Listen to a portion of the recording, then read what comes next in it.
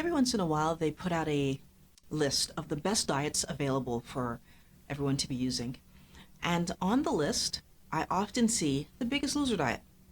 So I thought I would take a moment today to talk about the Biggest Loser diet and how it compares to the ketogenic lifestyle so that we can make an informed decision before we decide what kind of diet we should choose. Hello everyone, welcome to Mind Blowing Health and Wellness with Violet. The reason that I make these videos is because I really want everyone to understand that it's your physical health and your mental health that come together to create that overall sense of well-being.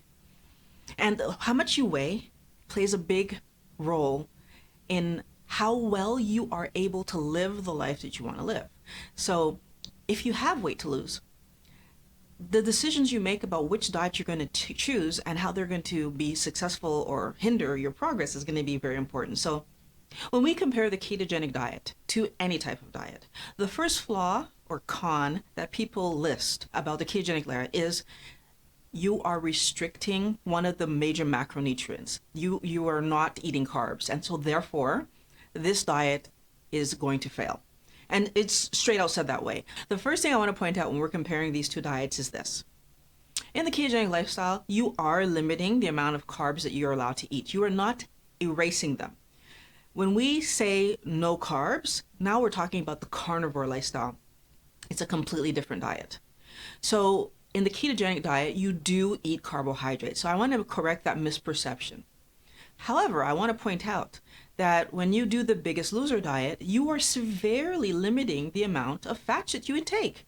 So when we compare these two diets, the ketogenic diet, you reduce carbohydrates. The Biggest Loser diet, you reduce fats. So when we're talking about limiting one of the macronutrients, actually both diets do exactly the same thing. So before we talk about food, I want to start off by talking about the amount of exercise that you're expected to do on either one of these diets. When we're talking about the ketogenic diet, there is an expectation that you will not necessarily add or decrease the amount of exercise you're doing. So what that means is, however you entered the diet is how you continue. If I was a person who was not exercising, I don't need to exercise to do this diet. If I was a person who was exercising, I keep exercising while I do this diet. It's a status quo. Versus the Biggest Loser diet, there is an expectation that you will do a minimum of 4 hours of exercise per day. That is exactly what they were showing us in the Biggest Loser program that was on television, 4 hours a day. And that's the minimum. Sometimes they were doing 5, sometimes they were doing 6, but the minimum was 4, which means that we're doing roughly 28 hours or more of exercise per week. I want to point out to everyone, that's a part-time job. So in order to do a Biggest Loser diet, you need to have the time to do the amount of exercise that's required. So we need to keep that in mind. The other thing I want to point out about exercise, again, regardless of whether you're doing a keto diet with exercise or the Biggest Loser diet, which requires exercise, exercise contributes to 15 to 20% of the weight you will lose during a dieting regime. So what that means is that actually 80 to 85% of your actual weight loss is coming from whatever you choose to eat. The reason I bring this up is that if I need to make a decision as to whether I will go to the gym and then skimp on my meal, so I will have something quick and maybe not the most nutritious, versus eat a healthy meal, but then I miss the gym, it's important for everyone to recognize that since 80 to 85% of your outcome is based on the meal, logic would say that you should focus on the meal. Although in the Biggest Loser diet, that wouldn't be allowed. But I'm saying this out loud. I need you to have the information you need to have to make a good decision. What I've noticed is that people who start a ketogenic lifestyle without exercise tend to add exercise eventually because they're feeling better, because their body's functioning better, because of their health improving. So I do believe that if exercise is one of your goals, like your long-term goals for your life, either diet allows for that. When we're doing a ketogenic lifestyle, the number of calories you eat is not a focus. However, for the Biggest Loser diet program, it is a focus. When you're doing a Biggest Loser style diet, the expectation is that you're going to get your calorie intake down to around 1,300 calories per day. Now, you're exercising 4 to 6 hours per day, so your actual expenditure is more likely to be around 2,000, which means that every day you're in a deficit, which is, of course, where the weight loss is coming from. The thing that's important for us to recognize is that most people who do this style of dieting report being hungry. It's really hard to sustain a diet program where you're uncomfortable most of the time. Keeping our calories around 1,300 pretty much ensures for most people, especially when you have a lot of weight to lose, that you're going to feel hungry because you're used to eating much more food than 1,300 calories in a day. So the question becomes, how did the people on The Biggest Loser manage to do it? How did they manage to go every day with their 1,300 calories? Well, first of all, a lot of them did talk about the fact that they were hungry, so that's part one. But the question is, how did they push through that, push through being hungry and maintain that diet? If this is what you choose to do a calorie restriction type diet, the best way to actually make sure that you're going to follow through with it is exactly what these people did. Make your actions public. If you talk about every single thing you put in your mouth, so, if you post about it or you write about it or you're much more likely to check with yourself before you eat something. So the fact that I'm holding myself accountable to the world will push me to do this, right? Does it mean I'm going to be comfortable? Not necessarily. Does it mean I'm going to be happy with it? Not necessarily. I'm probably going to be happy with the results. But the actual actions of walking through my day hungry, it's going to be uncomfortable. But the benefit is that I wouldn't have failed and I wouldn't have to focus on the failure with people around me. So we don't like to fail, and making our actions public is one way to make sure that we follow through because we hate failing. Okay, so let's talk about the food. The Biggest Loser uses a food pyramid that's quite different than the typical food pyramid that we see when we go on the internet. So their food pyramid had a structure of 4, 3, 2, 1. 4 being 4 servings of fruits and vegetables, 3 servings of protein, it had to be lean, 2 servings of whole grains, and then 1 extra. And your extra could have been a dessert, or it could have been alcohol, or it could have been any other food as long as it was 200 calories or less. Now, when we're talking about fruits and vegetables, there were no restrictions put on what kind of fruits and vegetables they could eat. When it came to protein, they were allowed to have dairy as long as it was low-fat dairy, and that could count towards their servings of protein. And again, the whole grains. So the only restriction that they really had was that their carbohydrates were not allowed to come from anything refined. So no packaged products, I would imagine, if I understood that well. Now, these meals were divided into 3 meals per day and 2 snacks per day. Now, what do we already know about eating multiple times per day? Let's start there. Every time that we eat, we engage our insulin system, regardless of what we're eating, right? Carbohydrates, proteins, and fats all elicit some level of an insulin response. And what we know is that insulin is the hormone that helps us to store, because it has to put away any carbohydrates, proteins or fats, any energy that's coming in, it puts it away as fat or into glycogen storage or etc. So first, by engaging insulin 5 times a day, we are actually leading ourselves towards an insulin resistance situation. Because what do we know? Insulin resistance can come about from having too much insulin in your system. This is just in your bloodstream, in your body at any particular point in time. If you have a lot of insulin in your body, you will become insulin resistant. It's the same kind of idea that if you have a lot of alcohol in your body stops reacting to alcohol. If you have a lot of insulin in your body stops reacting to insulin. So by engaging insulin 5 times a day, we have to question if this is really a healthy thing for us to do. But that's what the diet calls for. The other thing the diet is doing is allowing you to eat large quantities of carbohydrates, because you can have 4 servings of fruits and vegetables. You can have 2 servings of grains. That's 6 servings of carbohydrates in a day. So what do we know about carbohydrates? Carbohydrates are the macronutrient that elicit insulin response the most. So on a scale from 0 to 10, carbohydrates is like a 10. For the same amount of energy of protein would be like a 4 or 5. For the same amount of energy that a fat would be like a 2. So that's not healthy for us, because the more insulin in your body, the more likely you create insulin resistance. We contrast this to a ketogenic lifestyle. Now, the one thing that I will say about a ketogenic lifestyle is that you're not specifically told to eat a certain number of times. You're actually just told the opposite.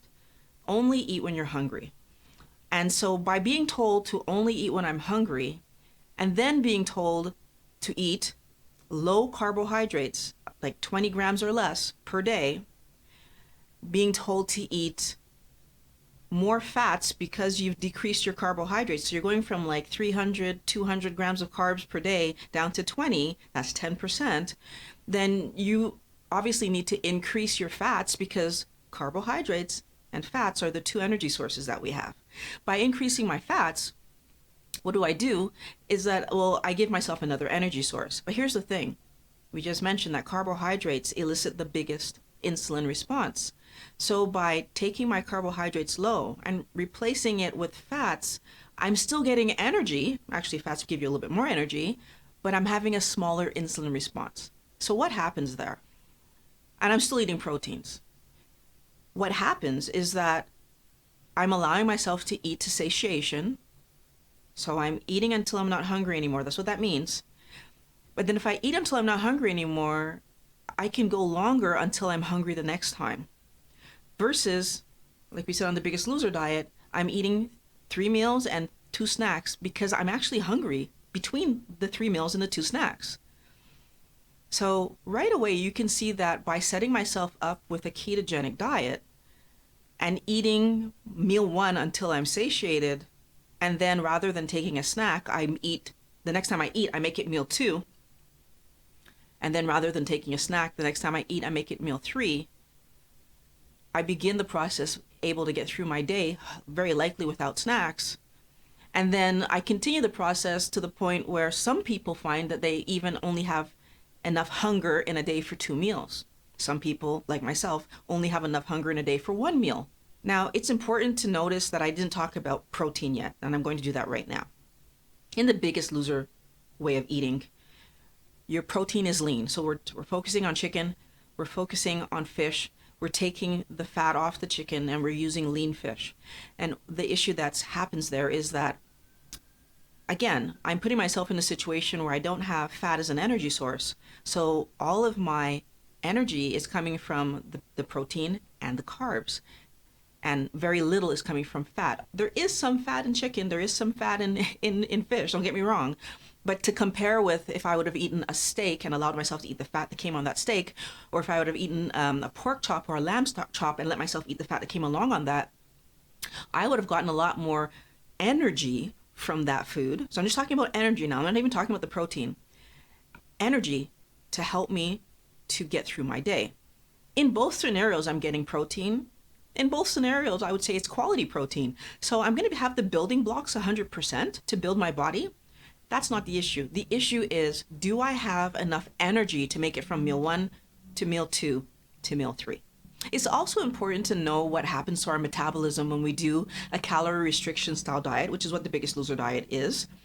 Because when we do a calorie restriction style diet, our body reacts to the lower number of calories, so energy, that our body is intaking. Our body doesn't care about calories. It cares about energy intake. So when we eat less food, we have less energy intake. And therefore, when our body goes to behave, it's using less fuel. Now, it's important to notice that the decrease in energy expenditure, so our lower level of energy, doesn't happen right away.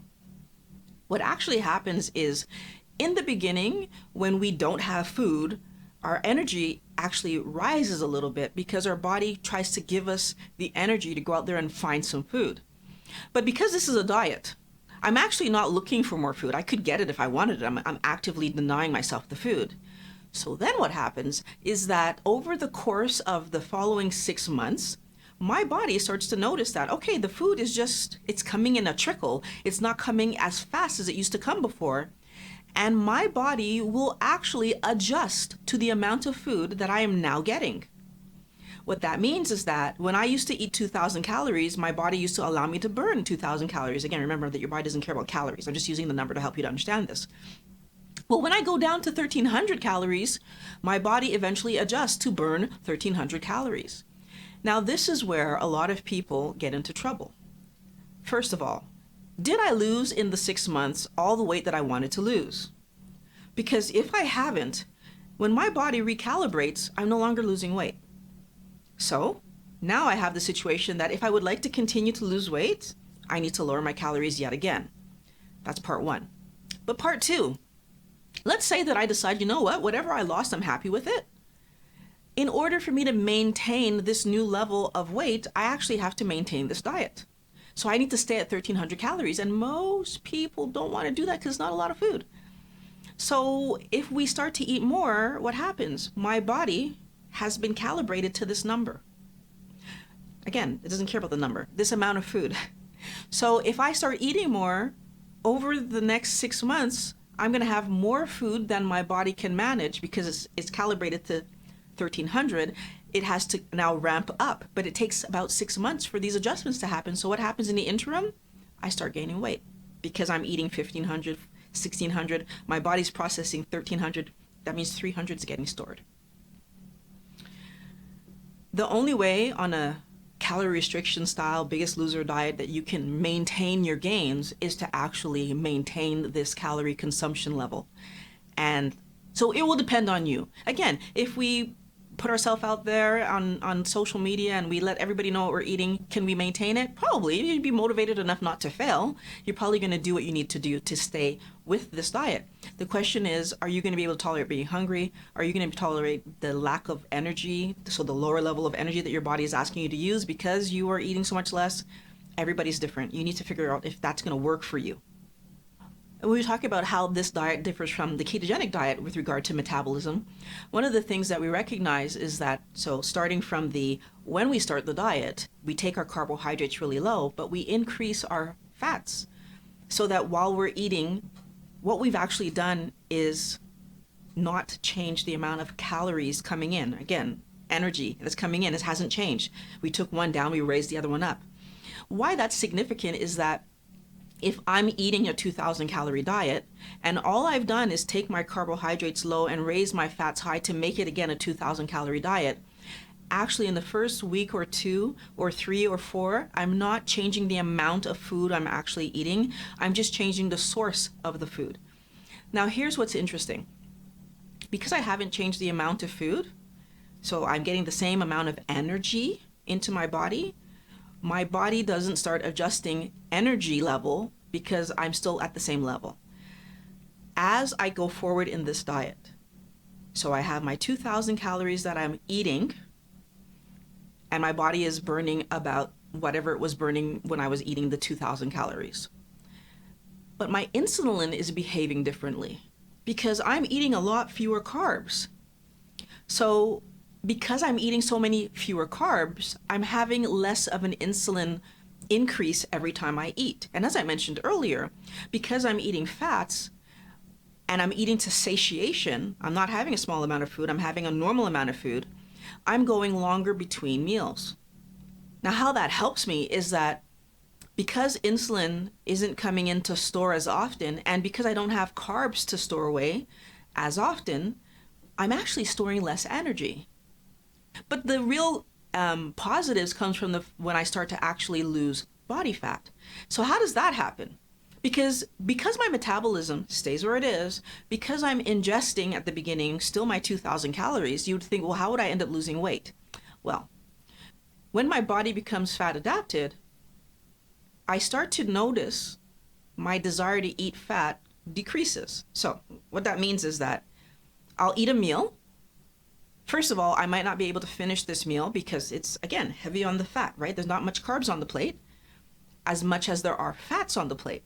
I might not be able to finish this. So I go from a person who could have eaten 3 big meals with containing carbs and snacks in between in my regular way of eating, not on either one of the diets, to a person who now has difficulty finishing their meal when you're doing a ketogenic lifestyle. Why that's happening is because your body is actually allowing you to use some of the fat that's on your body. So when we're eating, we don't actually need to eat as much fat. Over time, you ingest less food. So your body is ingesting less energy, but you're burning the same amount. So you don't actually have the great dip of calories that you experience in carbohydrates. Why? I have fat on board.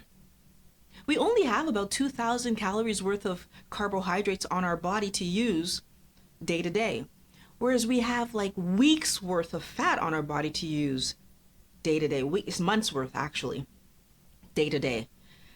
All we're doing in the ketogenic lifestyle is allowing our body to use the fat that's on board until we get to a place where we're comfortable with our weight, and then we make adjustments to go into maintenance. So in a ketogenic lifestyle, the way that it's different in terms of metabolism, my metabolism remains constant so that my body doesn't need to adjust, and therefore I don't get fatigued. I'm not walking around hungry. I'm not cold, and so my body's not warming me because it needs to save energy. I get to enjoy my life because I get to live and have the same amount of energy that I had when I was doing whatever diet I was doing before. And as a matter of fact, a lot of times people find that they end up having a little bit more energy, but mostly because they're not carrying around. So eventually I'm not carrying around as much weight as I was carrying before. I want to go back to the idea that the ketogenic lifestyle is restrictive for a minute, because I think the other thing that we need to keep in mind is that when we're talking about restricting carbohydrates versus restricting fats, and as we see in both diets, we're restricting one of the energy sources. When we restrict carbohydrates, we're doing ourselves an interesting favor, because carbohydrates are addictive. They elicit a dopamine response in our brain and cause us to chase carbohydrates. So the same way that if you take cocaine, you get that response and then you want more cocaine, carbohydrates do the same thing in our body. Whereas fats don't have that response in our bodies. If you eat bacon, you don't feel the need to eat more bacon and more bacon. As a matter of fact, when you eat fatty foods, there's a saturation point where you just feel like, okay, I've had enough. And you can go days without having that fat again, like that specific fat. I feel like one of the things that we need to be careful about is understanding how carbs function in our bodies. The only reason to have a carbohydrate is for energy. Whereas we need fats. There are many fatty acids that we actually cannot produce, but we need in our body so that our body can function well. Cholesterol, our brain is made mostly of fat. Our neurons and almost every cell in our body has some type of fat to create the cell walls, so we need to understand that fat is essential to life. Ironically, when we look at the long-term benefits of a diet, there are a lot of people who show positive effects of a long-term ketogenic lifestyle. They are able to maintain the lifestyle well into the years and eat foods that are healthy and enjoy their food and enjoy their life. And their life no longer revolves around meals. Versus when you do a calorie restriction diet like the Biggest Loser diet or almost any other calorie restriction diet, most people struggle to maintain it. And then when they stop doing that diet, they regain the weight. Now, I will admit that in both scenarios, if I stop doing a ketogenic lifestyle and go back to eating the standard American diet, I will regain the weight. The same way that if you stop doing any other diet and go back to the standard American, standard Canadian diet, you will regain the weight. The issue isn't regaining the weight if you go back to the diet. It's not recognizing that diet, the standard American, standard Canadian diet, is not a healthy diet.